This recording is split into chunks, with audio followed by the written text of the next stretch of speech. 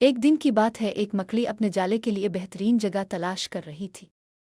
वो चाहती थी कि ऐसी जगह हो जहां ज्यादा से ज्यादा कीड़े और मक्खियां फंस सके, ताकि वो आसानी से और खुशी से अपनी जिंदगी गुजार सके। वो यही सोचती जा रही थी कि अचानक इसे एक घर का कोना पसंद आया। इसने वहां जाला बनाना शुरू किया ही था कि एक बली वहां से गुजरी। बली ने मकड़ी को देखा और जोर जोर से हंसने लगी। मकड़ी हैरान हो गई। इसने पूछा, तुम मुझ पर क्यों हंस रही हो? बली बोली, मैं तुम्हारी बेवकूफ़ी पर हंस रही हूँ। ये घर बहुत साफ सुथरा है, यहाँ कोई मक्खी या कीड़ा नहीं आता। तुम्हारा जाला बनाकर क्या फ़ायदा? तुम्हारी मेहनत ज़ाय जाएगी। मकड़ी ने बली की बात सुनी और सोचा कि ये ठीक कह रही है। इसने जाला बनाना छोड़ दिया और दूसरी जगह तलाश करने लगी। कुछ देर बाद इसे बरामदे की खिड़की नजर आई। वहां जाकर इसने दोबारा जाला बनाना शुरू किया।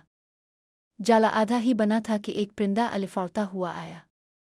परिंदा हंसा और बोला, यहाँ क्यों बना रही हो? ये जगह बहुत हवादार है, तुम्हारा जाला अलिफाड़ जाएगा। मकड़ी ने फिर सोचा कि परिंदा भी सही कह रहा है। इसने वहां से भी हार मानी और आगे बढ़ गई। फिर इसे एक पुरानी अलमारी नजर आई जिसका दरवाज़ा खुला हुआ था। वो अंदर गई और जाला बनाना शुरू कर दिया। अभी थोड़ा ही बना था कि एक लाल बैग आया।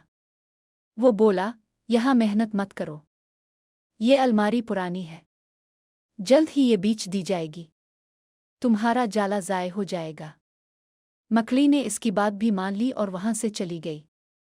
अब पूरा दिन गुजर चुका था। वो बहुत थक चुकी थी, भूखी भी थी और प्यासी भी। अब इसमें मजीद मेहनत की ताकत नहीं रही थी। वो एक जगह बैठ गई। वहां एक छोटी सी चींटी बैठी थी। चींटी बोली, मैं सुबह से तुम्हें देख रही हूं। जब भी तुम काम शुरू करती हो, कोई ना कोई आकर तुम्हें रोक देता है और तुम उनकी बातों में आकर अपना काम छोड़ देती हो। इसीलिए तुम अब थकी हुई और खाली बैठी हो। ये सुनकर मकड़ी को अपनी गलती का एहसास हुआ। इसे अफसोस हुआ कि इसने दूसरों की बातों पर भरोसा किया।